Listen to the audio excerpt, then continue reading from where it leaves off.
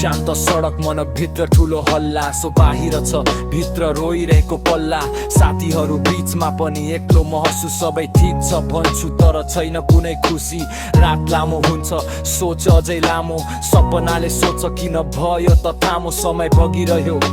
म उही ठाउँमा आफैसँग हार्दै आफ्नै छायामा कोही बुझ्दैन शब्द पनि रोकिएको मनको भारी छ बोल्नै नसकिएको आकाश हेरिरहन्छु उत्तर खोज्दै तर प्रश्नहरू फर्किन्छन् फेरि सोध्दै